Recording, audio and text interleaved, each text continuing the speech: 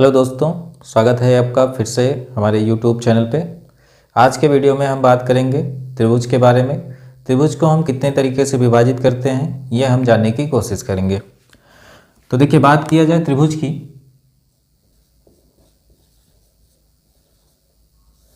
तो त्रिभुज को हम दो तरीके से विभाजित करते हैं।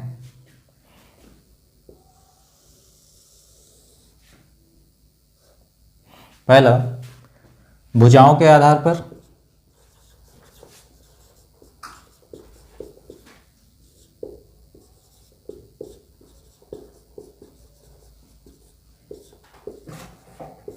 और दूसरा कोण के आधार पर।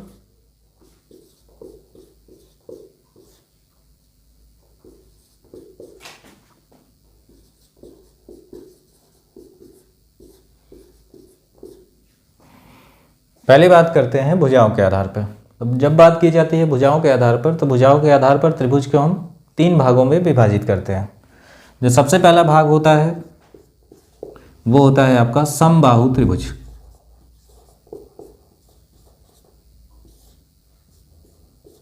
समबाहु त्रिभुज क्या होता है इसको जान लेते हैं। मान लीजिए एक ऐसा त्रिभुज जिसकी तीनों भुजाएं बराबर हो, ए बी सी। एक ऐसा त्रिभुज जिसको तीनों भुजाएं बराबर हों वो कहलाता है समबाहु त्रिभुज। हमने एक उदाहरण लिया है, एक त्रिभुज है हमारे पास ए बी सी, और इसमें जो भुजा हमें देखने को मिल रही है वो तीनों बराबर देखने को मिल रही है। जैसे मान लीजिए आपके पास 3 सेंटीमीटर का ये था, तो 3 सेंटीमीटर का ये भी है और 3 सेंटीमीटर का आपका ये भी है। तो हमने देखा कि इस त्रिभुज में तीनों भुजाएं हमें बराबर बराबर देखने को मिली, तो ये त्रिभुज हमारा कहलाएगा समबाहु त्रिभुज। दूसरे भाग में जब हम विभाजित करते हैं भुजाओं के आधार पर, तो वो होता है हमारा समद्विबाहु त्रिभुज। नाम से ही पता चल रहा है, समद्विबाहु यानी एक ऐसा त्रिभुज जिसकी दो भुजाएं बराबर हो। इसका भी हम एक उदाहरण ले लेते हैं। मान लीजिए आपके पास एक त्रिभुज है,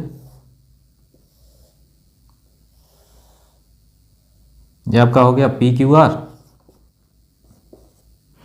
इसमें दो भुजाएं बराबर हैं, ये वाली और ये वाली। मान लिया हमने ये 2 सेंटीमीटर है, ये भी 2 सेंटीमीटर है, ये दोनों बराबर हो गई।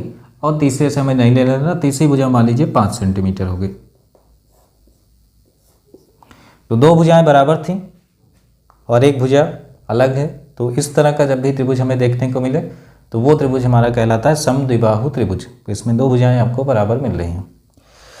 तीसरा बात करते हैं भुजाओं के आधार पर जो हम इसको विभाजित करते हैं, तो तीसरा जो भाग होता है इसका वो होता है विषमबाहु त्रिभुज।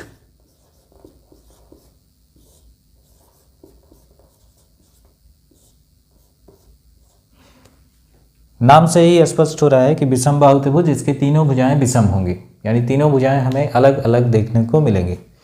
जैसे मैंने उदाहरण लिया कि हमारे पास एक त्रिभुज था,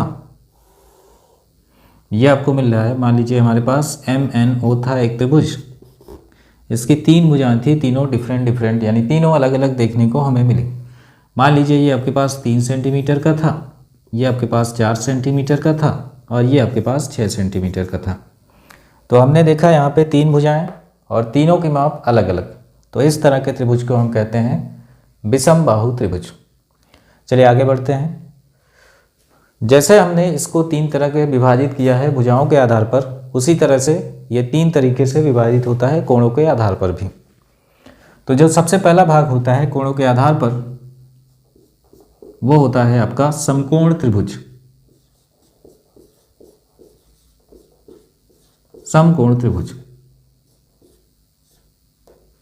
तो समकोण त्रिभुज हम कहते हैं किसको है?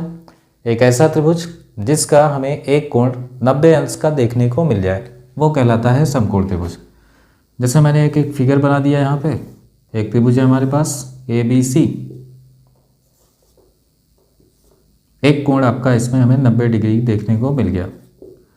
तो एक ऐसा त्रिभुज जिसमें एक कोण हमें 90 डिग्री को देखने को मिल जाए वो कहलाता है, यानी एक ऐसा त्रिभुज जिसमें एक कोण हमें 90 डिग्री देखने को मिल जाए वो कहलाता है हमारा समकोण त्रिभुज। अब बात करते हैं हमें दूसरे वाले भाग की। समकोण के बाद आता है हमारा न्यून कोण त्रिभुज।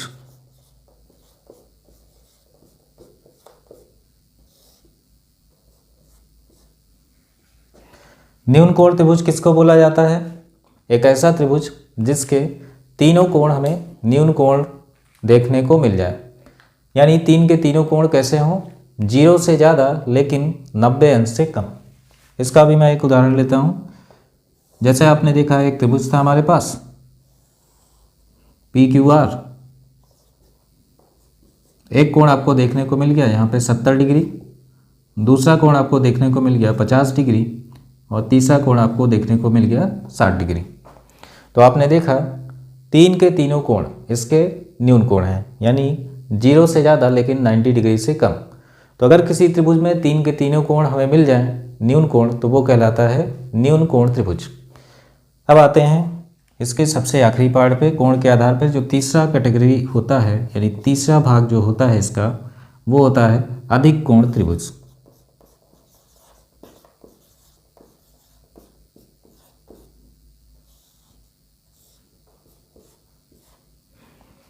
जैसे हम समकोण त्रिभुज में केवल एक कोण देखते थे 90 अंश, वैसे ही अधिक कोण त्रिभुज में भी केवल एक कोण हमें देखना है। अगर किसी त्रिभुज का एक कोण हमें 90 से ज़्यादा और 180 से कम देखने को मिल जाए, यानी किसी त्रिभुज का एक कोण हमें अगर अधिक कोण देखने को मिल जाए, तो वो कहलाता है अधिक कोण त्रिभुज।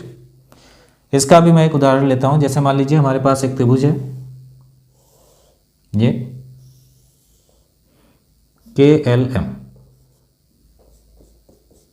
ये हमारे पास 30 डिग्री का था और ये हमारे पास 40 डिग्री का था और ये हमारे पास था 110 डिग्री का। तो आपने देखा यहाँ पे दो कोण तो हमें न्यून कोण मिल रहे हैं, लेकिन एक कोण अधिक कोण मिल गया। तो इन दोनों से हमें नहीं लेना देना, केवल एक कोण अगर हमें 90 से बड़ा यानी 90 से ज़्यादा और 180 से कम देखने को मिल गया, तो ये कोण बन गया अधिक कोण। और किसी त्रिभुज में अगर एक कोण हमें अधिक कोण देखने को मिल जाए, तो वो कहलाता है अधिक कोण त्रिभुज। तो ये था टोटल त्रिभुज के बारे में। त्रिभुज को हम कैसे विभाजित करते हैं एक बार जल्दी से फिर से देख लेते हैं।